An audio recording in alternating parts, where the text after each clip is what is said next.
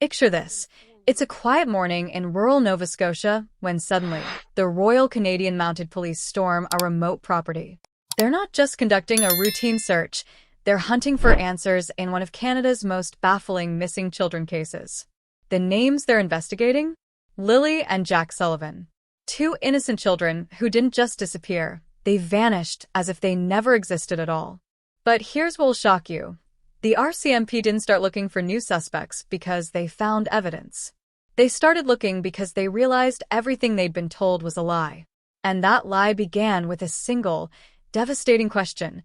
How do two children disappear for 20 hours before anyone calls for help? If you're drawn to mysteries that challenge everything you think you know about missing persons cases, hit that subscribe button now. Because this story will change how you view every missing child case forever. May 2nd, 2023. 10 a.m. Malia Brooks Murray dials 911 from her home on Landone Road. Her voice trembles as she reports that her two children, 4-year-old Lily and 6-year-old Jack, have wandered into the dense Canadian wilderness. It sounds like every parent's worst nightmare, doesn't it? But there's something wrong with this picture. Something that would soon unravel everything. The last confirmed sighting of these children wasn't that morning. It wasn't even the night before. Security footage from a gas station in New Glasgow shows Lily and Jack alive at 2:07 p.m. on May 1st, nearly 20 hours before their mother called for help. 20 hours. Let that sink in. When did you last go 20 hours without knowing where your children were? The search began immediately. Thermal drones, K-9 units, over 100 volunteers. They combed through 12,000 man-hours of searching in terrain devastated by Hurricane Fiona. The forest was a maze of fallen trees, debris, and overgrown paths. Perfect for hiding something. Or someone. But here's where it gets strange. The search dogs picked up a scent trail that led from the house to a gravel road, and then it just stopped. Not faded. Stopped. As if the children had simply evaporated into thin air. Or as if they'd gotten into a vehicle. Daniel Martel, the children's stepfather, would later describe a haunting image from that morning. He said he found Malia standing alone by the roadside, clutching her phone, looking in his words, stunned and guilty. When he approached her, she couldn't speak. She just stood there, frozen, as if she'd witnessed something she couldn't process. The neighbor, Janie, saw it too. She stepped outside around 6:30 a.m. and spotted Malia by the road, not moving, not walking, just standing there like she was waiting for something. When Janie asked what she was doing, Malia didn't answer. She just stared ahead with empty eyes. But waiting for what? And why was she there at dawn? Hours before she would claim her children went missing. The investigation team began to piece together a timeline that made no sense. The children were last seen at 2 p.m. on May 1st. Malia didn't call 911 until 10 a.m. on May 2nd. That's 20 hours of unaccounted time. 20 hours where two small children supposedly wandered deeper and deeper into dangerous wilderness without a single person noticing they were gone. Think about it. You're a parent. Your 4-year-old and 6-year-old don't come home for dinner. You don't call anyone. They don't come home before bedtime. You don't search. You don't call neighbors. You don't call police. You go to sleep. You wake up. You have breakfast. And only then, only after 20 full hours do you think to call for help? It doesn't add up. And that's when investigators realized they weren't dealing with a search and rescue operation. They were dealing with something much darker. The RCMP's initial statements were careful and clinical. "We're conducting a thorough ground search for two missing minors," they announced, steering clear of speculation. But behind closed doors, tension was mounting. Officers were asking questions that no one wanted to answer. The search radius kept expanding. If the children had wandered off at 2 p.m. the previous day, they could have covered miles of terrain. But experienced search and rescue teams know that young children, especially a 4-year-old, don't travel far on foot. They get tired. They get scared. They call for help. They leave traces. Lily and Jack left nothing. No discarded clothing. No footprints beyond that initial trail. No makeshift shelters. No signs of panic or struggle. It was as if they had been carefully removed from existence. By the second day, the truth was becoming unavoidable. One search professional privately admitted their frustration. "We have the tools, the resources, and the teams, but no clear direction. Without a definite last known position, we're not searching for missing children.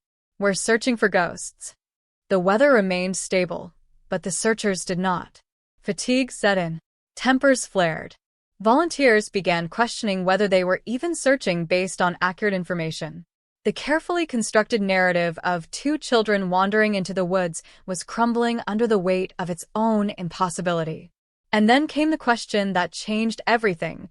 Why weren't cadaver dogs deployed from the beginning? The RCMP's response was telling. 9 searches for human remains will be deployed based on the information gathered during the ongoing investigation. Translation: they weren't looking for lost children anymore. They were looking for bodies. Or for someone who knew where those bodies were hidden. The community began to whisper. Social media exploded with theories.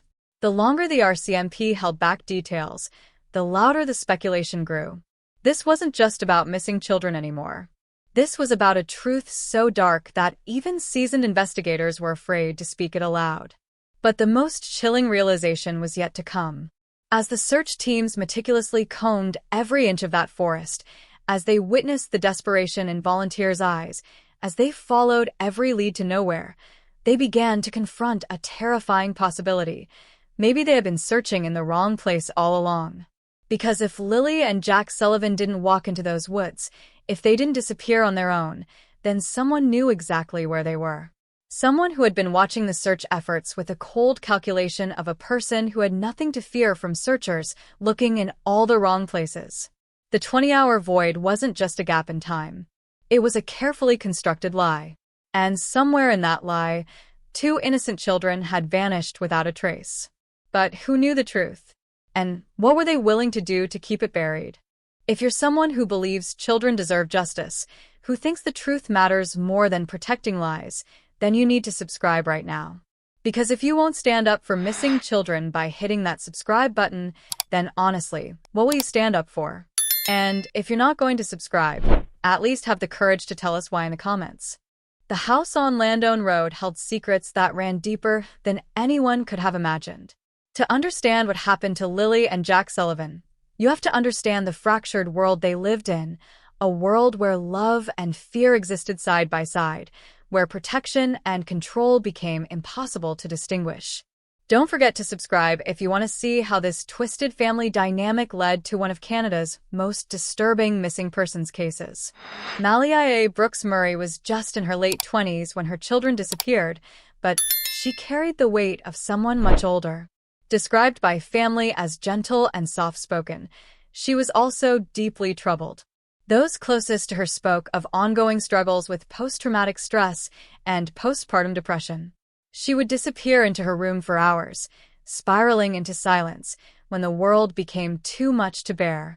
But it wasn't just mental health that haunted this household. There was Daniel Martel, nearly 10 years older than Malia, dominating every aspect of her life. His digital footprint tells a story of gradual psychological deterioration.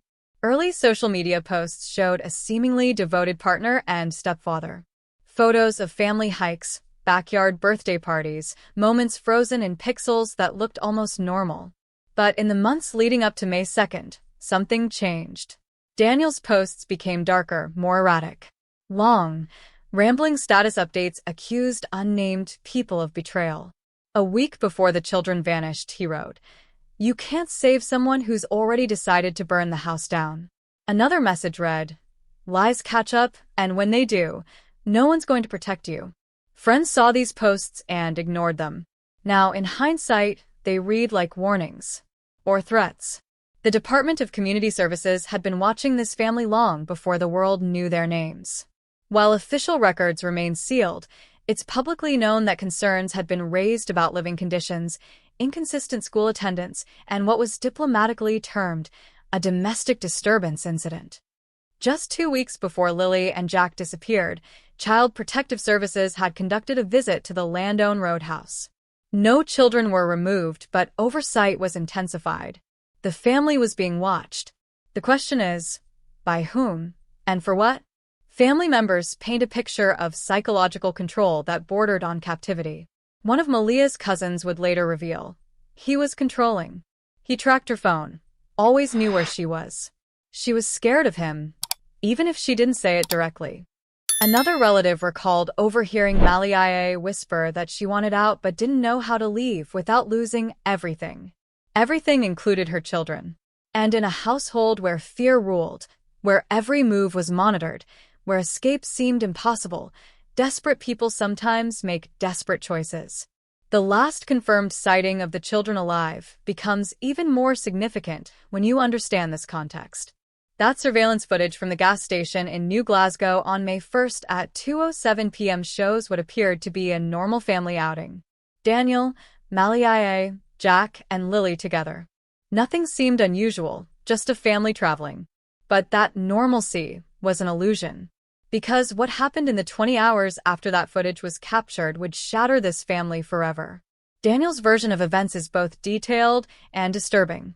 He claimed he fell asleep early that night and woke up to discover the children were missing.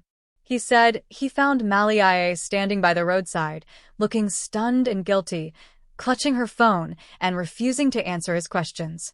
When he pressed her about what happened, she told him nothing, just that the children were gone. But other witnesses paint a different picture. Janie, the neighbor who lived just 2 doors down, saw Malia outside between 6 o'clock and 6:30 a.m. She looked like she was waiting for something.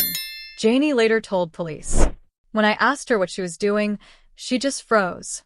Didn't say a word. That moment, seemingly minor, became pivotal. It suggested something investigators hadn't considered, a possible handoff. Someone picking the children up. But who? And why? The answer might lie in the network of people who knew this family's secrets. Malia hadn't been suffering in silence. She had been talking to friends, relatives, people who understood her fear and desperation. People who might have been willing to help her escape, by any means necessary. Darren Geddes, Malia's second cousin and a longtime community member, believes he knows what happened. According to Darren, Malia had been voicing her fears about Daniel to a close-knit group of friends and family members. These weren't casual conversations. They were cries for help from someone who felt trapped with no way out. She didn't plan this alone. Darren would later state in a video that went viral. Somebody helped her, and when it went sideways, they didn't know how to undo it. His theory suggests that what happened wasn't random. It was coordinated.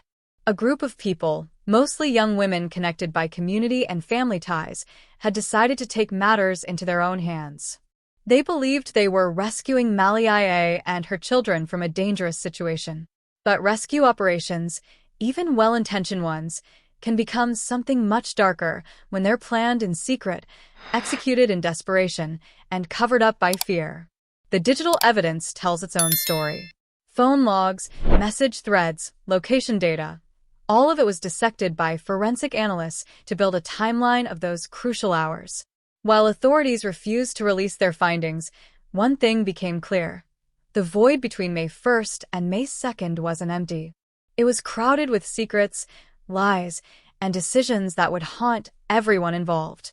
Inside the house on Landone Road, investigators found the mundane remnants of ordinary life.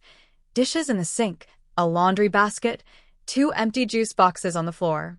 But ordinary doesn't always mean innocent. The silence of those walls offered no answers, only questions that seemed to multiply with each passing hour. The house remains sealed today, not by police order, but by memory. By the shadow it casts over everyone who once called it home.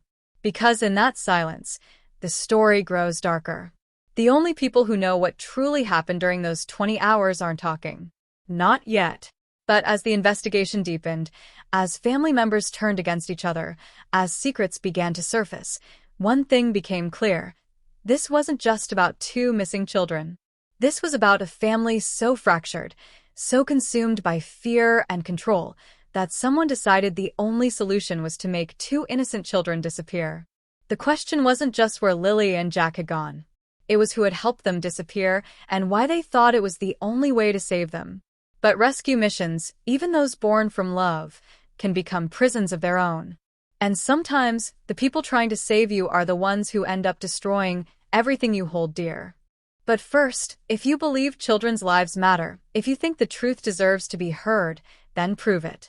Subscribe now. Because every subscriber is a voice demanding justice for Jack and Lily Sullivan. The forest around Landone Station didn't look like a labyrinth from above. Aerial shots showed what appeared to be manageable wilderness, dense trees, old access roads, the kind of rural Nova Scotia landscape that locals knew like the back of their hands. But step inside that tree line, and everything changed. What looked navigable from a helicopter became a shadowy maze of ravines, collapsed structures, and terrains so devastated by Hurricane Fiona that even experienced search teams lost their bearings. This was where over 100 searchers would spend 12,000 man-hours looking for 2 children who might never have been there at all.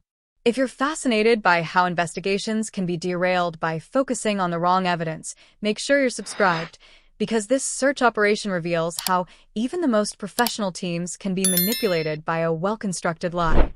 The search began with military precision.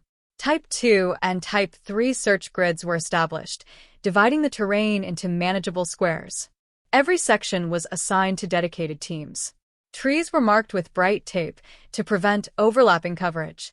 GPS coordinates were logged. Check-ins were timed to the minute. Nothing was supposed to be missed. But Hurricane Fiona had turned this forest into a crime scene investigator's nightmare. The storm had left entire tree lines collapsed in cross patterns, burying previously walkable trails beneath meters of fallen debris. The scent of decay and mold permeated everything, making even trained search dogs unreliable. As one K9 handler grimly noted, "The forest eats the trail." And this forest had already eaten so much. The first 48 hours were critical. This is when human scent is strongest, when thermal signatures are most detectable, when hope battles against the growing dread that time is running out. But from the very beginning, something was wrong. The dogs traced a scent trail from the house down a gravel service road, then stopped. Not faded, stopped. As if Lily and Jack had simply vanished into thin air. The implications were chilling. If the children had continued on foot, the dogs would have followed. If they had taken shelter, thermal imaging would have detected them. If they had been injured or worse, cadaver dogs would have found them.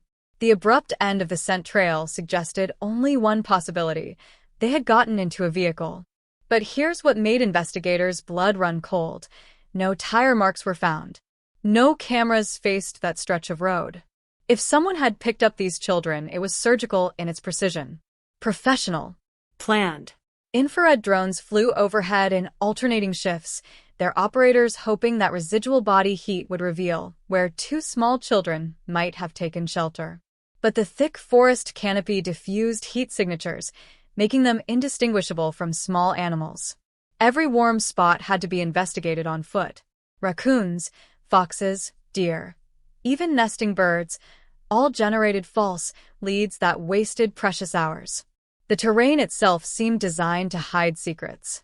Abandoned barns, mine shafts, collapsed wells. The landscape was littered with places where someone could disappear. Specialized teams rappelled into narrow holes. Old property blueprints were retrieved from dusty government archives to ensure no hidden root cellars or crawl spaces were overlooked. Ground-penetrating radar was brought in to scan for underground anomalies. They found nothing. No disturbances in the soil. No hidden chambers. No signs that this forest had ever held 2 missing children.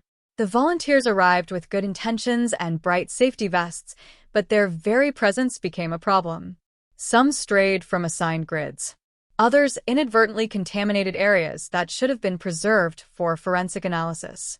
Investigators had to start cordoning off sections, not because they contained evidence, but to prevent further contamination. The psychological toll was devastating. These weren't just searchers. They were parents, grandparents, people who understood that somewhere in this maze, 2 innocent children might be suffering. One volunteer collapsed from heat exhaustion on day 4. A local firefighter broke down in tears, saying, "I've got kids.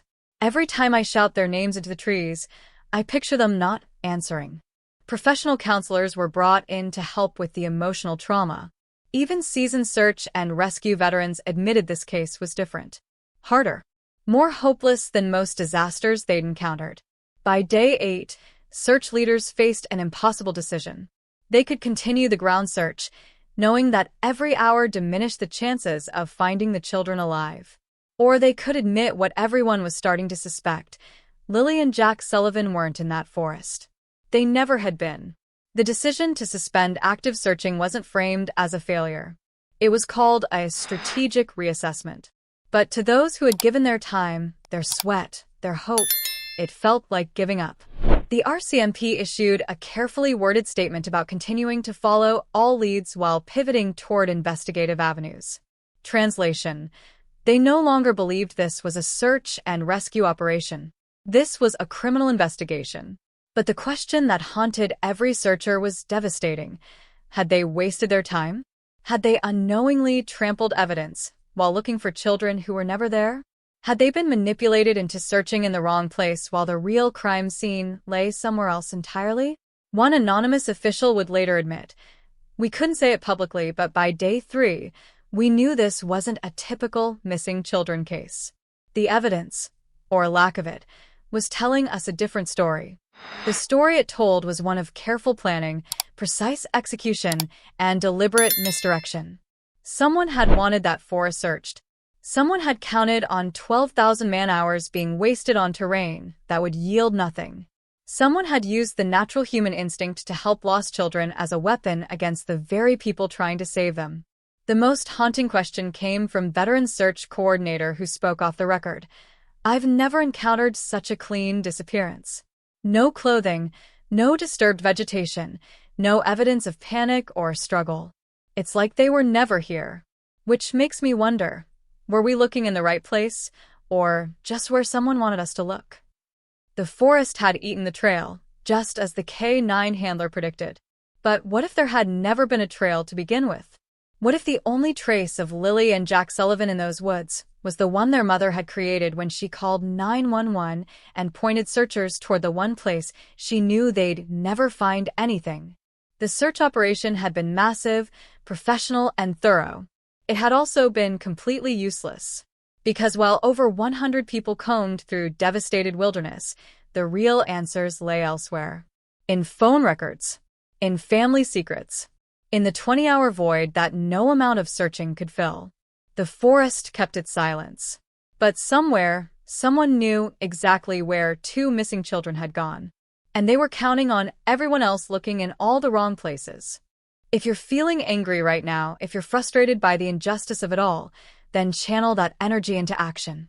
Subscribe to this channel right now. Because if you won't even click a button to support the search for truth in cases like this, then what does that say about your commitment to justice? And if you're not going to subscribe, then at least tell us why in the comments. What's stopping you from standing up for Jack and Lily Sullivan?